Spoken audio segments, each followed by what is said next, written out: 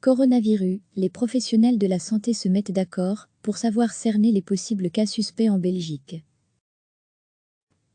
Nous vous parlions ce mardi de la stratégie gouvernementale dans le cadre de l'action contre le coronavirus.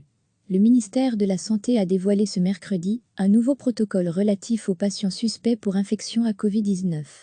Nous avons pu en prendre connaissance et nous vous en donnons quelques éléments, notamment sur la définition même d'un patient qui aurait contracté ce virus. Selon le site Science Anno, le patient suspecté de souffrir d'un cas possible du coronavirus en Belgique pourrait rassembler ces éléments. La personne aurait des symptômes cliniques d'une infection respiratoire supérieure ou inférieure, avec un début soudain d'au moins un des symptômes suivants: fièvre, toux, difficultés respiratoires, couplé avec soit un historique de voyage dans les 14 jours avant le début des symptômes dans un pays/région avec une transmission soutenue, à savoir, selon le site d'épidémiologie des maladies infectieuses, Chine, Corée du Sud, Iran et 11 communes en Italie, liste sur la page du site, soit un contact physique, avec un cas confirmé par un test de laboratoire, de Covid-19 dans les 14 jours avant le début des symptômes du patient.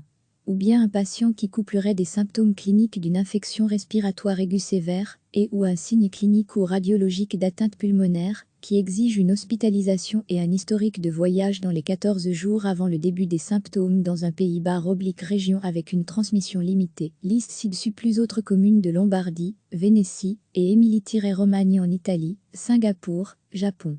Les différentes régions citées sont évidemment susceptibles d'évoluer selon l'actualité. Les spécialistes rappellent que le risque de contagion est minime, et encore davantage pour les enfants de moins de 10 ans.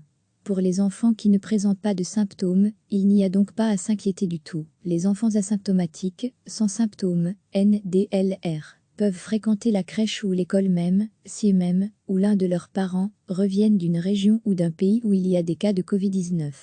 Ils ne doivent pas être testés.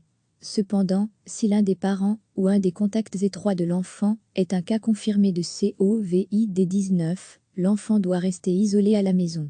La durée de l'isolement sera déterminée par le médecin inspecteur du service de surveillance des maladies infectieuses de la région. En cas de patient à risque, si un enfant ou un adulte présente cependant les symptômes d'une possible contamination, voir ci-dessus, les médecins ont comme consigne de donner des rendez-vous de consultation en dehors des heures, pour éviter le contact avec d'autres patients, voire de se rendre au domicile même du patient à risque. La procédure indique ensuite au médecin d'appliquer des mesures de protection pour lui-même. Si le docteur peut se protéger de façon adéquate, au moins masque et gants, de procéder à un examen clinique. Il doit ensuite entrer en contact avec le service de surveillance des maladies infectieuses de la région. Après, il est conseillé de décider ensemble de la prise en charge du patient.